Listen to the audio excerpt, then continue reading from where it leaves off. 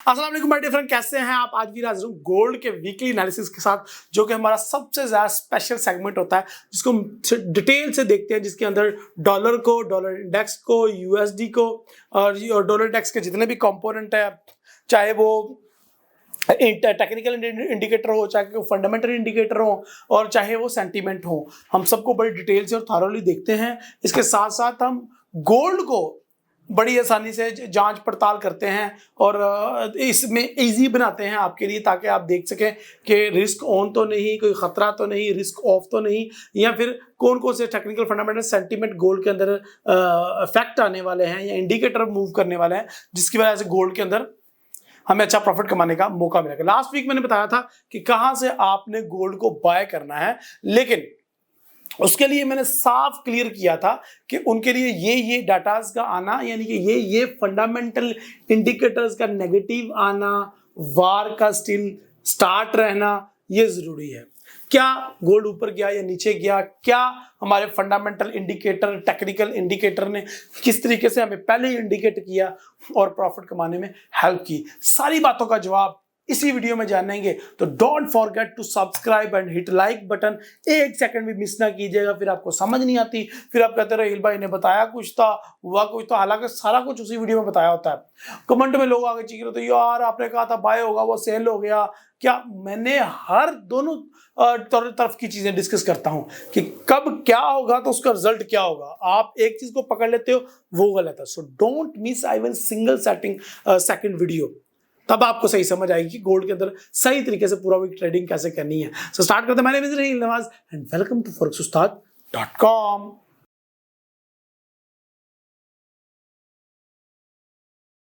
सबसे पहले हम ये जान लेते हैं कि लास्ट वीक कौन कौन से इवेंट क्रिएट हुए और मैंने आपको 1765 और 1775 से बाय करने का बोला था, तो क्यों बाय नहीं हो रहा। तो उसके पीछे ये देखें, मैन्युफैक्चरिंग का हफ्ते जुमे रात को डाटा आया है, वो भी पॉजिटिव आया है। जितने भी यूएसडी के डाटे हैं सारे पॉजिटिव आए। रिटेल सेल देख लो, retail sale month by month, FOMC meeting देख लो, बड़ी हॉकिश आई है। इसके अलावा एफओएमसी मेंबर्स की स्पीक है, वो भी हॉकिश आया। और एम्पायर स्टेट मैन्युफैक्चरिंग जो कि 15 अगस्त को डाटा आया था, वो भी अच्छा खासा फेवर में आया है यूएसडी की। तो ये सारे डाटा जो है वो तो फेवर में आ गए यूएसडी के। तो उस वजह से गोल्ड हमें जहां से हमने बाय करना था, ये देखें जरा मैं आपको दिखाता हूं। मैं तब लाइव ही था और तब मैंने लाइव उस ट्रेड को ना सिर्फ लगवाया, एग्जीक्यूट करवाया, बल्कि उसका स्टॉप लॉस भी ब्रेक इवन पे करवा दिया था। जी और ली पे आ गए हम। ये देखें, हमने लाइव ट्रेड की थी और लाइव मैंने गोल्ड को यहां से बाय करवाया 1760 से, और जो उसका प्रॉफिट है वो हमने कैश इन कर लिया था 1770 1775 के करीब करीब, ठीक है। और हमने सबसे बड़ी बात थी कि स्टॉप लॉस ब्रेक इवन पे कर दिया था उसी टाइम। सो हमें पता था कि मार्केट इन फ्यूचर नीचे आने वाली है, तो जिन जिन लोगों ने प्रॉफिट कैश इन करना था वो कर लिया। तो ये जो बाय का सिग्नल दिया था वो मैंने लाइव के दौरान ही उसका जो स्टॉप लॉस है वो ब्रेक इवन पे करवा दिया था, क्योंकि जो यूएसडी के सेंटीमेंट है वो पॉजिटिव आ रहे थे। क्योंकि हमने डॉलर को बाय करवाया हुआ था, तो इसलिए जरूरी था कि डॉलर के जितने भी फंडामेंटल इवेंट है, एम्पायर स्टेट है या मैन्युफैक्चरिंग है या एफओएमसी है, वो नेगेटिव होते, तो ही गोल्ड जो है वो ऊपर जा सकता था। या फिर मैंने कहा था रूस यूक्रेन वार के अंदर कोई नई अपडेट आती है तो गोल्ड ऊपर जाएगा। फिर मैंने कहा जी चाइना वर्सेस ताइवान की जो जंग है उसके अंदर हवा आती है तो रिस्क ऑन हो जाएगा और गोल्ड ऊपर की तरफ भागेगा। तो ये ऐसा कुछ तो हुआ नहीं, तो फिर गोल्ड अपनी रूटीन से नीचे आता रहा जिस तरह वो आना चाहिए था। तो सबसे पहले हम मंथली चार्ट पे चलते हैं, और मंथली चार्ट को डिस्कस करने से पहले हम चलते हैं इस वीक के फंडामेंटल इवेंट को देखते हैं। तो मंडे को कोई न्यूज नहीं है यूएसडी की, तो मंडे का दिन आप लोग इनको इग्नोर कर सकते हो। उसके बाद अगर आप देख रहे हो फ्लैश सर्विसेज पीएमआई, सबसे पहली रेड न्यूज है यूएसडी की। मान लो ये भी पॉजिटिव आ गई तो गोल्ड और नीचे गिरेगा और डॉलर का इंडेक्स ऊपर की तरफ जाएगा। तो सारी बातें गौर से नहीं सुनते। अगर ये डाटा नेगेटिव आ जाता है तो डॉलर इंडेक्स नीचे और गोल्ड हमारा ऊपर की तरफ भागेगा। ऐसे में हम बाइंग की अपॉर्चुनिटी तलाश करेंगे गोल्ड के पेयर के अंदर, ठीक है जी। उसके साथ फ्लैश मैन्युफैक्चरिंग पीएमआई, ये दोनों डाटा बहुत ज़्यादा इंपॉर्टेंट है क्योंकि इसमें सर्विसेज और मैन्युफैक्चरिंग की बात हो रही है। और आपको पता है किसी भी इकोनॉमी का सर्विसेज और मैन्युफैक्चरिंग कितना इंपॉर्टेंट फंडामेंटल इंडिकेटर होता है। तो ये इंडिकेटर बहुत ज़्यादा मूव करवा देता है करेंसी या फिर कमोडिटीज़ के अंदर, ठीक है जी। उसके अलावा जो मैन्युफैक्चरिंग का एक और डाटा है शाम 7 बजे, तो मंडे वाले दिन है जी। तो मैं कोशिश करूंगा कि मंडे वाले दिन लाइव आ जाऊं, क्योंकि जुम्मे वाले दिन मैं लाइव नहीं आ सका क्योंकि आपको पता था पूरे पाकिस्तान में ऑलमोस्ट पूरे पंजाब में इंटरनेट का इशू था, पूरे पंजाब में इंटरनेट बंद था। इनफैक्ट अभी तक इंटरनेट का इशू ठीक नहीं हुआ। सो आई ट्राई कि मैं मंडे वाले दिन अब लाइव आ जाऊं और मंडे वाले दिन जो चीज़ें रह गई हैं उनके ऊपर आपको अपडेट्स कर सकूं, ठीक है जी। इसके अलावा बुध को जी 5:30 बजे आपको बुध को मैंने लाइव आना होता है। तो बुध वाले दिन ये 2 न्यूज़ हैं, 3 न्यूज़ हैं, बल्कि होम सेल्स की भी है, क्रूड ऑयल की इन्वेंट्रीज की हैं, गुड्स ऑर्डर्स हैं मंथ बाय मंथ है, और गुड एंड सर्विसेज ऑर्डर है मंथ बाय मंथ। तो बुध वाले दिन इंशाल्लाह इनके ऊपर लाइव बात होगी इंशाल्लाह। अगर ये डाटा सारा भी पॉजिटिव आते हैं तो गोल्ड नीचे की तरफ भागेगा। इसके अलावा अगर बात की जाए जीडीपी को, यार सबसे इंपॉर्टेंट डाटा होता है फंडामेंटल इंडिकेटर में, सबसे इंपॉर्टेंट इंडिकेटर जीडीपी का, और ये मंथ का नहीं, ये क्वार्टर बाय क्वार्टर का डाटा आने वाला है। तो गोल्ड के ऊपर रेडी हो जाओ, बहुत अच्छी ट्रेडिंग सेटअप मिलेगा हमें और बहुत अच्छी ट्रेड करेंगे हम इंशाल्लाह। इसके अलावा अनएम्प्लॉयमेंट क्लेम है, 2-3 और लो इम्पैक्ट न्यूज़ है, नेचुरल गैस है वगैरह वगैरह वगैरह। लेकिन जैक्सन होल सिंपोजियम ये बहुत ज़्यादा इंपॉर्टेंट इवेंट होने वाला है जुमेरात और जुमे को। और इसके अंदर क्या होता है मैं उसके बारे में थोड़ा सा बता दूं। फंडामेंटल इवेंट है, इसके अंदर जितने भी बैंक्स, फाइनेंस, पॉलिटिकल और स्कूल एंड बड़े बड़े बिजनेसमैन, स्टॉक से रिलेटेड या इकोनॉमी से रिलेटेड जितने भी बिजनेसमैन हैं वो सारे एक हॉल में जमा हो जाते हैं और वहाँ पे डिस्कशन करते हैं इकोनॉमी को लेके। सो इसका भी बाकायदा डाटा आता है। तो ये सारा दिन चलता है इवेंट। तो जुमे वाला रात और जुमे वाले दिन ये इवेंट चलेगा। डैट मीन मार्केट के अंदर बहुत ज़्यादा फ्लक्चुएट आने वाली है और मार्केट के बहुत ज़्यादा किस्म की डाटा आने वाला, वॉल्यूम आने वाला है और बहुत ज़्यादा हमें स्कैल्पिंग का या बहुत ज़्यादा इंट्राडे शॉर्ट टर्म ट्रेडिंग करने का मौका मिलेगा। सो चलते हैं चार्ट की तरफ, पहले मंथली, वीकली और फिर डेली का जायजा लेते हैं और फिर आखिरी में आपको मैं शॉर्ट टर्म और स्कैल्पिंग का भी थोड़ा सा आइडिया दूंगा। सो स्टार्ट करते हैं। 1680 से हमने गोल्ड बाय कर रखा है लॉन्ग टर्म, 1680 से भी बाय करवाया है आपको और 1700 से भी बाय करवाया है, ठीक है जी। अब जो 1700 से बाय करवाया था 1680 वाला, थोड़ी देर में अगर साइड पे करूं तो जो 1700 से मैंने बाय करवाया था इसका वीकली पे भी मैं दिखा देता हूं आपको। ये ले, जो 1700 से बाय करवाया था उसका तो टीपी हिट हो गया था लास्ट वीक ही, ठीक है, और उसका टीपी था 1795, तो वो अल्हम्दुलिल्लाह सुम्मा अल्हम्दुलिल्लाह सुपर डुपर हिट हो चुका है। अब 1680 से एक और ट्रेड लगवाई थी लॉन्ग टर्म, वो हमारी स्टिल प्रॉफिट में चल रही है। तो कुछ लोगों ने उसका भी थोड़ा बहुत प्रॉफिट तो कैश इन कर लिया होगा, लेकिन जिस तरह से यूएसडी के डाटा पॉजिटिव आ रहे हैं, अगर इसी तरीके से पॉजिटिव आते रहते हैं तो ये दोबारा 1600 को टच कर सकता है। लेकिन यहाँ पे जरा एक और चीज़ मैं आपको दिखाता हूँ कि मार्केट 1 2 3 4 मंथ से मुसलसल बैरिश मूव कर रही थी और इस मंथ जो स्टार्टिंग में ही वो अपसाइड मूव किया उसने, और अब जो है इसने 1808 का हाई लगाने के बाद ये नीचे की तरफ आ गई है। तो उसमें प्रॉब्लम ये थी कि उसमें हमारे पास नीचे स्पाइक नहीं था। आपको पता है मार्केट नीचे को भी स्पाइक या विक रखती है और ऊपर को भी रखती है, तो ऊपर नहीं था, तो मार्केट वो क्रिएट करने के लिए भी नीचे आ रही है। अब ये जो जितना भी इसका विक का इतना बड़ा, यार मार्केट को उसका हाफ तो लगाना ही चाहिए। ये देखें, तो उसका हाफ भी बोले तो इसका हाफ भी 1700 के करीब करीब बनता है, यानी कि 1710, 1715 या 1720-25 तक भी मार्केट नीचे गिर सकती है। क्योंकि आपको पता ही है, एक चीज मैं आपको एक थंब रूल मार्केट का आपको बता देता हूँ कि जितना बड़ा मार्केट स्पाइक क्रिएट करती है उसको फिर मार्केट रिफिल करती है। रिफिल की एग्जांपल लेनी है तो यहाँ पे देख लें कि मार्केट ने कितना बड़ा यहाँ पे स्पाइक बनाया, तो अगली ट्रेड ने उसको रिफिल दिया, ठीक है जी। और यहाँ पे देख लें मार्केट ने कितना बड़ा स्पाइक बनाया, डुंडी बनाई, डोई बनाई, या अपनी लैंग्वेज में जो भी, उसकी अगली कैंडल ने उसका हाफ उसको रिफिल दिया। ठीक है, तो यहाँ पे भी रिफिलिंग हुई है और यहाँ पे भी अब रिफिलिंग हो सकती है। अच्छा, रिफिलिंग यहाँ पे देख लें तो वो टोटल रिफिलिंग नहीं होती, 100% रिफिलिंग नहीं होती, लेकिन अब मान लो कि 25%, 40%, 50% रिफिलिंग होती है। तो अगर हम मान लें कि यहाँ पे रिफिलिंग होगी तो यहाँ पे रिफिलिंग के कितने चांसेस हैं? तो यार ये मान लो 1715, 1720, 25 तक तो रिफिलिंग होती हुई मुझे नजर आ रही है। ठीक है, अच्छा ये कैंडल देखें, कैंडल को थोड़ा स्टडी किया करें, पढ़ा करें, तभी आपको ज्ञान मिलेगा कि किस तरीके से मार्केट को रीड करते हैं। ये कैंडल भरपूर बैरिश की इंडिकेशन है। ये कैंडल लास्ट 2 कैंडल्स ने थोड़ा सा शो किया था कि गड़बड़ है, जिस तरह कि ये इतनी ही ऊपर बड़ी डुंडी और यहाँ पे नीचे बड़ी डुंडी। अब इस मंथ कैंडल का बुलिश क्लोज होना ही एक वाहिद ऐसी इंडिकेशन होगा टेक्निकल में कि जो मार्केट को ऊपर की तरफ धकेल सकता है। सो यहाँ पे देखें, अभी मार्केट ने ऊपर डुंडी क्रिएट की और फिर मार्केट नीचे आ गई।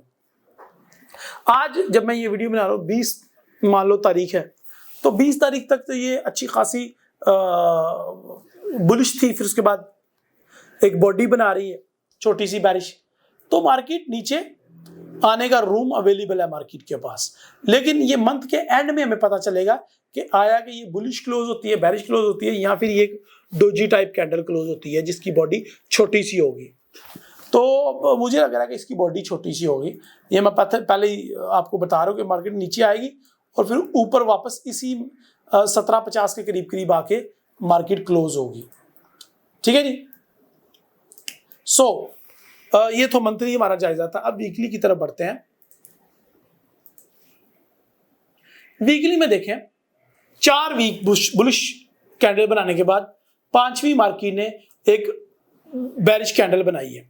अब मार्केट अभी तक क्लोज नहीं हुई, तो मैं ये नहीं कह सकता कि ये कितनी भरपूर बेरिश होगी या नहीं, लेकिन ऊपर अगर देखें तो कोई भी स्पाइक ऊपर हाई नहीं है मार्केट का। जो मार्केट का ओपनिंग प्राइस था वही मार्केट का हाई प्राइस है, विच इज शोइंग अस कि कितना बेरिश के अंदर जोर है। सो अब हमें मार्केट की क्लोजिंग प्राइस बताएगी कि ये मार्केट मारोबुजो बनती है या नहीं, ये कैंडल मारोबुजो बनती है या नहीं। क्योंकि अभी जब मैं ये वीडियो बना रहा हूँ वीकली एनालिसिस के लिए, तो मार्केट तब क्लोज नहीं हुई। ठीक है जी। तो हमें ये जब तक कैंडल क्लोज नहीं हो जाती वीकली की, तो मैं ये नहीं बता सकता कि ये मारोबुजो है या नहीं। अगर ये मारोबुजो क्लोज हो जाती है तो अगला वीक फिर से एक बेरिश वीक रहने का चांसेस हैं अच्छा खासा। सो 1710, 1720, 1725 का लो लग सकता है अगले वीक, यानी कि इस वीक में मार्केट का। सो एक और बेरिश कैंडल एक्सपेक्टेड है। ले जी, और ये जो है 1728, 1730, 1725 का लो दिखा रही है हमें मार्केट। अगर मार्केट अपने मोमेंटम को कायम रखे, और मोमेंटम का कायम रखने का वजह यह है कि मार्केट के ऊपर ये देखें, यहां पे भी ऊपर वीक नहीं थी, तो अगला वीक था तो बुलिश, लेकिन मार्केट का जो ट्रेंड है वो बेरिश ही था। तो यहां पे मुझे उम्मीद है कि मार्केट जो है ये बेरिश ही क्लोज होगी और मार्केट और नीचे आएगी। अगले वीक में 1730 तक का लो लगा सकती है, या 1717, 1715 का लो लगा सकती है अगली कैंडल। सो यहां तक तो हमें बेरिश का फुल जोर नजर आ रहा है भाई। ये तो बहुत ज्यादा जोर का झटका लग रहा है मार्केट को। और अगर आप देखें, मार्केट अपने एक किस्म के सपोर्ट को ब्रेक कर रही है, और यहाँ पे मार्केट जहां से मार्केट को बहुत ज्यादा बुल मूव करना चाहिए था, बेरिश मूव कर रही है ड्यू टू डॉलर इंडेक्स। सामने डॉलर इंडेक्स को क्यों नहीं देखा, डॉलर इंडेक्स को भी देख लेते हैं।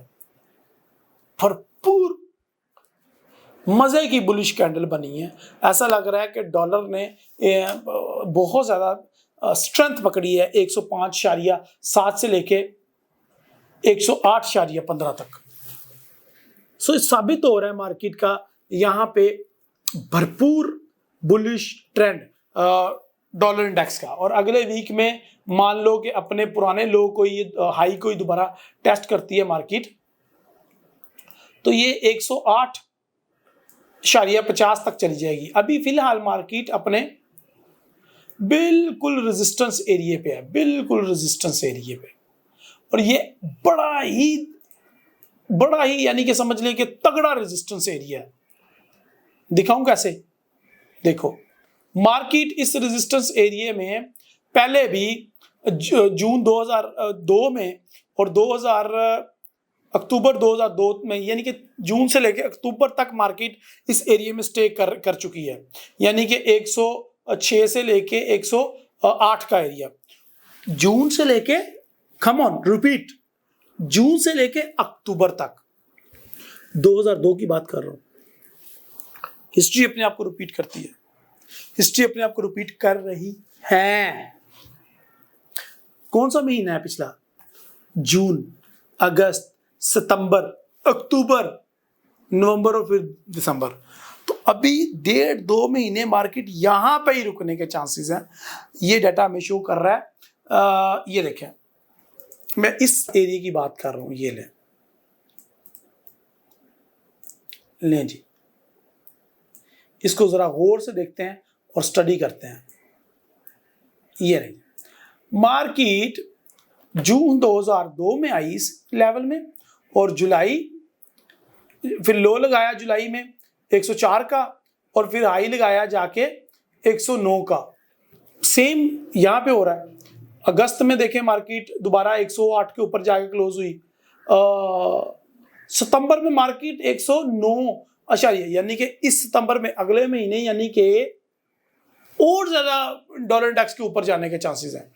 और दिसंबर 23 दिसंबर 2002 तक मार्केट यहां पे स्टे की, और उसके बाद 2003 में मार्केट वापस नीचे आना स्टार्ट हुई। तो सेम यही एरिया जनाब हम पकड़ लेते हैं और इसको कॉपी करते हैं और इसको अब के लेवल पे जाके पेस्ट करते हैं। देखते हैं मार्केट क्या रिजल्ट दिखाती है हमें। लें जी, अगेन मैं मार्केट को उसी लेवल को, उस जोन को ले आए वापस इधर, और यहां पे देखें ये शो कर रहा है कि मार्केट ने तो अभी उधर टच ही नहीं किया। ये नहीं जी, मैंने मई, ले जी, जून से स्टार्ट किया, 20 जून से सॉरी। अब 20 जून से मार्केट इधर है। अब जो पुराना डाटा है आप निकाल के देख लीजिएगा, मैंने अपनी तरफ से तो नहीं बनाया।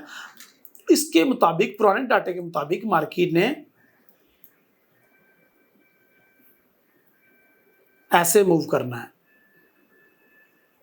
और फिर इस साल के एंड तक उसने वापस आ जाना है, यानी कि 110 का हाई इस साल में एक्सपेक्टेड है। दैट मीन गोल्ड मजीद नीचे, और गोल्ड के 1600-1700 की रेंज में रहने के ज्यादा चांसेस हैं। अच्छा, ये टेक्निकल बात हो रही है, इसमें अब ये शामिल नहीं है। इसमें क्या शामिल नहीं है? रूस Ukraine war, Pakistan India war, फलस्तीन Israel war, China Taiwan war, इसमें शामिल नहीं है। अल्लाह ना करे इस तरह का कोई भी इवेंट होता है तो गोल्ड ऊपर की तरफ निकल जाएगा। डॉलर इंडेक्स के अंदर हम परवाह नहीं करेंगे। फिर अभी फिलहाल मैं डॉलर इंडेक्स का आपको ज्यादा दिला रहा हूं, ठीक है। अच्छा, हम देख लेते हैं दिसंबर 2002 में मार्केट कहां पे थी हमारी गोल्ड की, उसको भी देख लेते हैं। लेकिन सबसे पहले मैं आपको ये बता दूं कि मार्केट अब अगले 2-3 महीने इसी एरिया में ट्रैवल करने के चांसेस हैं, ठीक है जी। ये चीज साबित हो गई है। अगला वीक इससे भी ज्यादा बुलिश होगा और 109 को या पुराने हाई 109.200 को टच कर सकता है, ठीक है जी। बोले तो डेली के अंदर अगर मैं बताऊं तो डेली के अंदर डॉलर का इंडेक्स दोबारा से अपने हाई को टेस्ट कर सकता है, विच इज 109.50 और समथिंग, ठीक है जी। सो यहाँ पे हमें बहुत अच्छा किस्म का डाटा एक्सपेक्टेड है यूएसडी का। अच्छा जी, अब हम बढ़ते हैं अपने पेयर गोल्ड की तरफ, और यही सेम चीज मैं देखना चाहता हूं गोल्ड में, कि जब गोल्ड 2002 में कहां था, तो ये आ गया हमारे पास 2006 तक का डाटा। देखिए मैं कोई और पेयर देखता हूं जिसमें हमें थोड़ी हिस्ट्री मिल जाए। चलें जी, उसके लिए मुझे नया चार्ट बनाना पड़ेगा, तो मैं नया चार्ट तलाश कर लेता हूं। लें जी, आगे हम XAUUSD, ओके जी, ये है फॉरेक्स का नया चार्ट। अच्छा, ये तो मैंने इसके ऊपर ही अप्लाई कर दिया ना, मैं जरा इसको पेयर ही नया ओपन कर लेता हूं। लें जी, मैंने पेयर ही नया ओपन कर लिया है। अब ये forex.com से आप देखते हैं इसके अंदर हमें हिस्ट्री मिल जाती है या नहीं। हाँ जी, ये 98 तक हमें दे रहा है, 1998 तक की हिस्ट्री। अब मुझे देखना है 2002 में मार्केट कहाँ थी। तो 2002 में 330 रुपये, $330 थी प्राइस। मुझे देखना है कि गोल्ड के ऊपर उस तरह से क्या प्रेशर डाला था उसने। ले जी, मुझे मेरा रिक्वायर्ड डाटा मिल चुका है और ये है, ले जी, जून से स्टार्ट हो गया। तो जून में ये जब यूएसडी के डाटे पॉजिटिव आ रहे थे तो डॉलर ने अपनी सपोर्ट मुकाम बनाया, लेकिन जून जुलाई और अगस्त तक, दिसंबर तक, सितंबर अक्टूबर तक मार्केट उसी एक जोन में रही। ये जोन है ये, और उसके बाद जैसे यूएसडी गिरा और गोल्ड ने जाके अपना एक नया हाई बना लिया। तो अब मैंने आपको पूरे साल का एक जो रिमेनिंग ईयर रह गया हमारे पास, जिसमें हमारे पास अब रह गया है अगला महीना, ये अगस्त है, सितंबर, अक्टूबर, नवंबर, दिसंबर, अगले 4-5 महीने का मैंने आपको ऑलरेडी बता दिया कि मार्केट किस तरीके से मूव करेगी। तो अगले 4-5 महीने मार्केट, ये देखें जी, हमने जून से स्टार्ट किया, तो जून से लेके मार्केट ये लें जी, ये दिसंबर तक ही मूव किया। तो मार्केट नीचे भी आई। अब वो जाहिर है गोल्ड उतना सस्ता तो नहीं रहा जितना 2002 में था, वो $305 का था, लेकिन अभी देख लें वो $1700 का है। तो that mean at the end of the year gold को एक जंप लगने वाला है और $2500 को भी टच कर सकता है गोल्ड। ये मेरा लिख के रख लें। जनवरी 2023 में डॉलर एक नया हाई बनाएगा, गोल्ड एक नया हाई बनाएगा, 2100 को ब्रेक करेगा, 2200 को ब्रेक करेगा, 2300 को ब्रेक करेगा और 2500 का लेवल क्रॉस करेगा इन जनवरी 2023, अगले साल में। तो अगले साल की भी प्रेडिक्शन आपको दे दी है। इतनी मेहनत करने का मकसद क्या था आपके सामने? इतनी मेहनत करने का मकसद ये था, और आपको बताने का, सिखाने का, समझाने का मकसद ये था कि हम मार्केट को आगे कैसे, देखिए जरूरी नहीं है कि हिस्ट्री अपने आप को रिपीट करे, लेकिन डॉलर इंडेक्स में ऐसा हो रहा है। डॉलर इंडेक्स में तो ऐसा चल रहा है। ये देखिए कितना नीचे जाके वो बना है। अब तो गोल्ड के अंदर वोलेटिलिटी बहुत है, पहले तो गोल्ड के अंदर वोलेटिलिटी कुछ भी नहीं थी। सो हम ये अज्यूम कर सकते हैं कि 1680 और 1850 के दरमियान मार्केट ट्रैवल करेगी। ये नहीं जी, ये मैंने एक बना दिया है, 1680 से लेके 1850 के दरमियान इस 4 महीनों में हो सकता है मार्केट ट्रैवल करे। सो लेट्स सी कि मार्केट कैसे ट्रैवल करती है। अच्छा, तो जिस तरह हमने डॉलर इंडेक्स में बुलिश वीक देखा डॉलर इंडेक्स का, इसी तरह गोल्ड का हमने बेरिश वीक देखा। अगले वीक, जिस वीक में की मैं बात करूं, इस वीक में हम ट्रेड करेंगे, एक और हाई लग सकता है। प्रीवियस डाटे को भी देख के मुझे ये लग रहा है, और जो यूएसडी का डाटा आ रहे हैं उसको देख के भी मुझे ये लग रहा है। सो अगले वीक 1730 तक जो है वो मार्केट आने के चांसेस हैं, और अगले वीक डॉलर इंडेक्स का अपना हाई छूने के चांसेस भी हैं, which is next high is 109.105 तक मार्केट अगले वीक टच कर जाएगी बड़ी आसानी के साथ। लेकिन ये कब होगा, जरा गौर से सुन लो, फिर आप लोग कहते हैं सर ने बताया नहीं था, सर ने बताया था ये ऊपर जाएगा तो गोल्ड नीचे गिर गया। नहीं नहीं नहीं, आपने सर ने कहा था डॉलर इंडेक्स ऊपर जाएगा, डॉलर इंडेक्स नीचे गिर गया। सर ने कहा था गोल्ड नीचे गिरेगा, वो ऊपर चढ़ गया। अरे भाई इफ एंड बट लगा रहा हूँ। अगर चाइना, ताइवान, रूस, यूक्रेन और अल्लाह ना करे दुनिया के किसी मालिक में भी कोई फंडामेंटल बिग इवेंट नहीं होता और यूएसडी के सारे डाटे पॉजिटिव आते हैं, तब ये ऊपर जाके कर्व लेगा और डॉलर जाके अपना डबल टॉप मुकम्मल करेगा और गोल्ड जाके दोबारा से नीचे आएगा। ठीक है जी। सो ये 109.61 को टच करेगा और गोल्ड अगेन। अच्छा, अब आप बोलेंगे सर जी उसने तो 109 अब आप बोलेंगे सर जी उसने 109.150 को टच किया था तो डॉलर ने जो है गोल्ड ने जो है वो 1680 लगाया था, तो अब क्यों आप कह रहे हैं कि 1680 दोबारा नहीं लग सकते? देखिए होने को तो कुछ भी हो सकता है, 1680 को दोबारा भी टच हो सकता है इसी वीक में। बट प्रॉब्लम क्या है? प्रॉब्लम ये है कि यूएसडी जितना मर्जी तगड़ा हो जाए, यूएसडी बहुत ज्यादा जंप लगाता है। गोल्ड की अपनी एक पावर है, गोल्ड को वो इतना नीचे को मूव नहीं करता। ठीक है, लेकिन ये इसने क्यों इतना मूव किया? वो इसलिए किया कि रिस्क ऑफ हो गया है। रूस यूक्रेन वार, चाइना ताइवान वार में उस तरह से कोई गर्मी जो नहीं है, दुनिया को खतरा नहीं है, इन्वेस्टर इसलिए भाग भाग के आ रहा है। तो इस वजह से इन्वेस्टर इसमें नई एंट्रीज तो है ही नहीं, नए ऑर्डर्स नहीं है, तो इससे ये साबित होता है कि गोल्ड के अंदर अगर इन्वेस्टर हो, नए ऑर्डर्स हो, तो वो डॉलर जितना मर्जी स्ट्रांग हो जाए, एक गोल्ड की अपनी एक वर्थ है। तो अगर वो रिस्क देखिए पिछले वीक अगर मैं आपको एग्जांपल दूं तो डॉलर बहुत ज्यादा मजबूत हुआ था, लेकिन गोल्ड उस हिसाब से नीचे गिरा ही नहीं। इस वीक की बात कर रहा हूं मैं, ये वाले वीक की। डॉलर ऐसे मूव किया ऊपर को, लेकिन डॉलर इंडेक्स ने तो वो नीचे गिरा ही नहीं उस तरीके से जिस तरीके से उसको गिरना।